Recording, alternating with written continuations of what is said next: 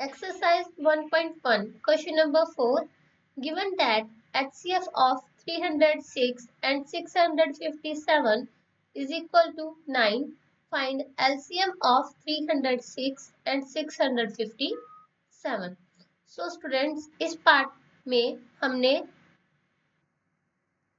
दो numbers given दिए गए हैं. नंबर ए है हमारा 306 और नंबर बी है हमारा 657 और उन दोनों नंबर्स का एचसीएफ जो है वो भी हमें गिवन है, वो है 9.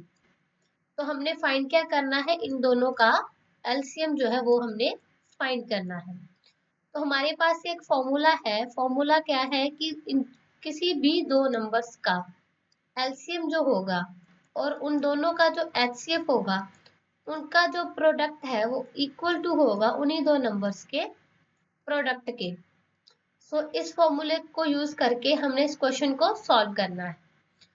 तो सबसे पहले क्या करेंगे, जो भी वैल्यू गिवंस है वो इस फॉर्मूले में फिल करेंगे. एलसीएम की तो वैल्यू गिवन नहीं है, सो एलसीएम को एज इट इज लिख लेते हैं. एचसीएफ है हमारे पास 9, ए की वैल्यू है हमारे पास 306 और बी की वैल्यू है 657. उसके बाद जो हमारा 9 है उसको इधर हम राइट हैंड साइड पर लेकर आ जाएंगे और उसको इस तरीके से लिख लेंगे. अभी इसको सॉल्व करते हैं तो चेक करते हैं कि 9 के टेबल पे 657 कहाँ आता है. तो 9 के टेबल पे 65 तो नहीं आता, लेकिन 63 आता है 7 टाइम्स पे. 65 में से 63 माइनस किए तो बचा 2 को 7 के साथ लिखा तो बन गया 27 और 9 के टेबल पे ही 3 टाइम्स पे आता है 27. इसको कटिंग कर लेंगे और 9 1 जा 9. तो ये हमारा हो गया 306 इंटू 73. इसे थोड़ा हम सिंपल फॉर्म में लिख लेते हैं. 306 को 300 प्लस 6 करके लिख लेते हैं और 73 को एज इट इज लिख लेंगे. 300 को 73 के साथ मल्टीप्लाई करते हैं तो हमारा आंसर आएगा 21,900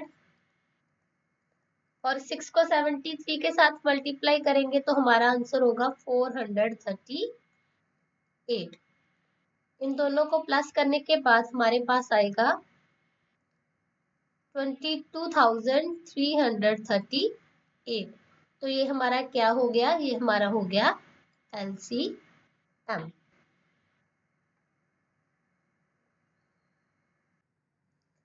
Question number 5.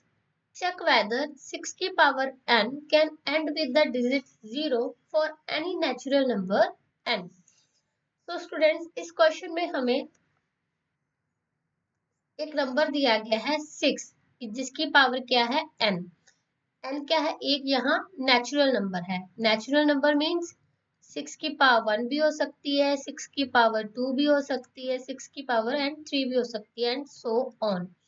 तो हमने ये चेक करना है कि अगर 6 की पावर 1 होगी तो क्या वो 0 पे एंड होगा. तो 6 की पावर 1 तो आता है हमारा 6 और 6 की पावर 2 होगी तो फिर क्या आएगा, 36 आएगा एंड सो ऑन, ऐसे ही चलता जाएगा.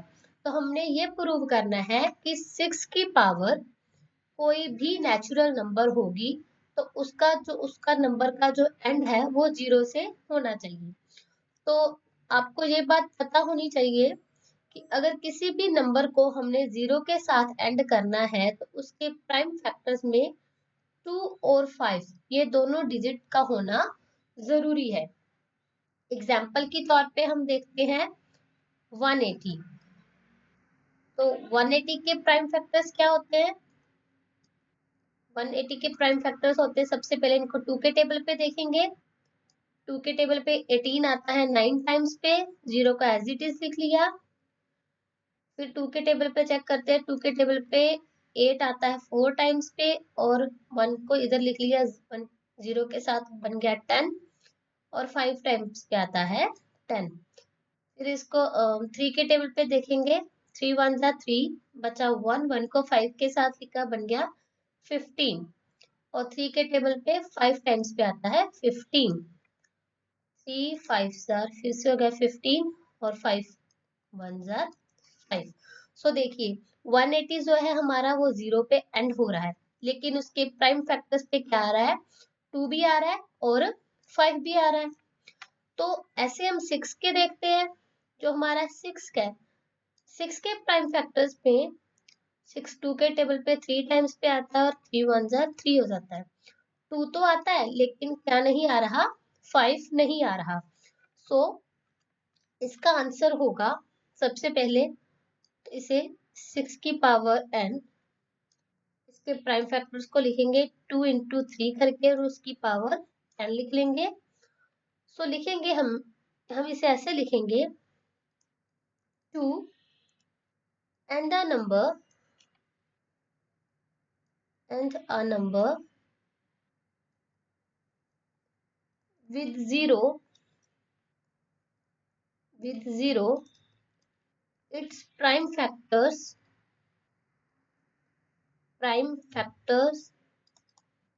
products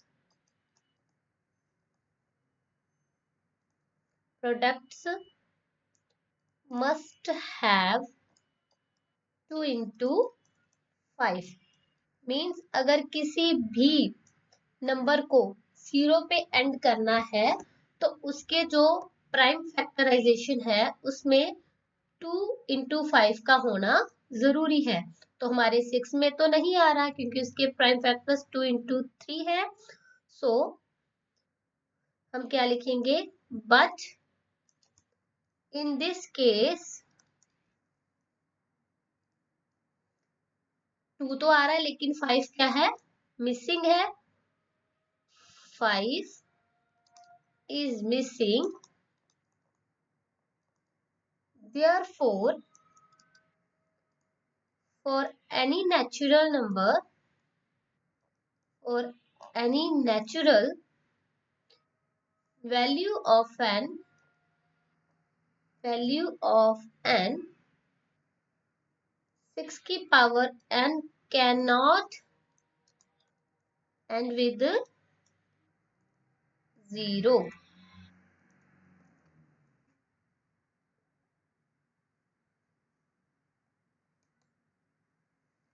Question number 6. Explain why 7 into 11 into 13 plus 13 and 7 into 6 into 5 into 4 into 3 into 2 into 1 plus 5 are composite numbers। तो सबसे पहले स्टूडेंट्स हम इसके एक पार्ट को सॉल्व करेंगे कि 7 इंटू 11 इंटू 13 प्लस 13 जो है हमारा वो एक कॉम्पोजिट नंबर क्यों है। तो सबसे पहले इसकी एक फैमिली बना लेते हैं, जैसे 7 इंटू 11 इंटू 13 है तो प्लस के बाद 13 अकेला है तो इसके साथ हम 1 लिख लेंगे।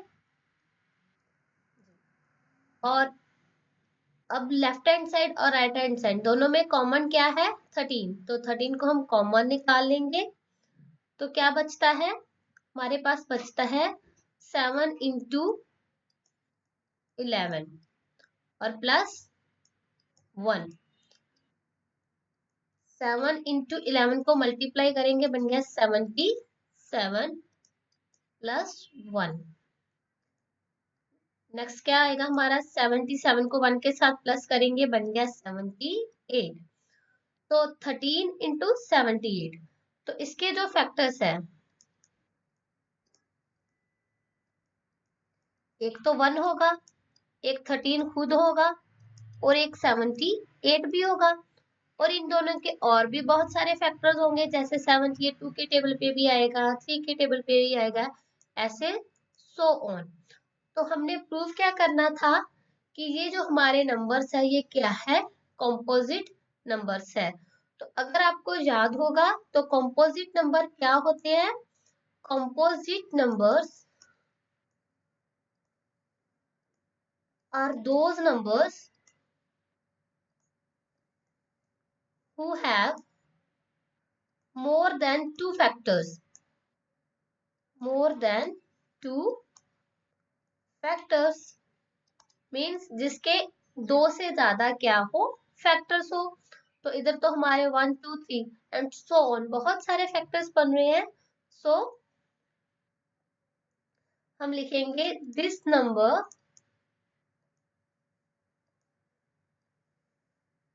have more than have more than two factors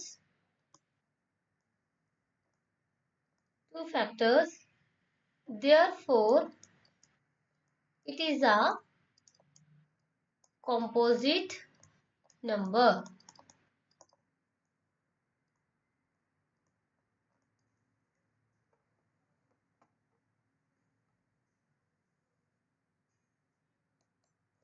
इसी तरह से हम इसका सेकंड पार्ट निकालेंगे। तो सेकंड पार्ट क्या है, 7 into 6 into 5 into 4 into 3 into 2 into 1 plus 5। तो इसे भी ऐसे लिख लेंगे। सबसे पहले ब्रैकेट में लिख लेते हैं 7 इंटू 6 इंटू, सभी को एक ब्रैकेट में लिख लेंगे और प्लस के बाद अकेला 5 है और 5 के साथ हम क्या लिख लेंगे, 1 लिख लेंगे। तो कॉमन क्या है इसमें, कॉमन दोनों साइड्स में 5 कॉमन है, सो 5 को कॉमन निकाल लेंगे। तो क्या बचा, 7 into 6 into 4 into 3 into 2 into 1 और प्लस 1 बच गया। तो इसे सॉल्व करेंगे, थोड़ा सिंपल कर लेते हैं। 1 2 ज़ा 2, 2 3 ज़ा 6 और 6 4 ज़ा 24। 7 इंटू 6 इंटू 24 लिख लेंगे। उसके बाद सॉल्व करेंगे तो 7 6 ज़र होता है हमारा 42, इसके साथ 1 भी लिखना है। 42 इंटू 24 प्लस 1। तो जब इसे सॉल्व करेंगे तो हमारा आंसर होगा, 42 को 24 के साथ मल्टीप्लाई करेंगे तो हमारा आंसर आएगा 1008 प्लस 1 है, तो हो गया हमारा 5 इंटू 1009। तो जब हम इसके फैक्टर्स बनाएंगे तो इसके फैक्टर्स हमारे होंगे, एक तो 1 है, एक 5 है और एक 1009 है फैक्टर। और ये 5 के टेबल पे भी और भी सो ऑन बहुत सारे इसके फैक्टर्स बन जाएंगे। तो ये भी क्या हुआ, ये भी एक कंपोजिट नंबर हुआ। तो इसमें भी हम लिखेंगे this number have more than two factors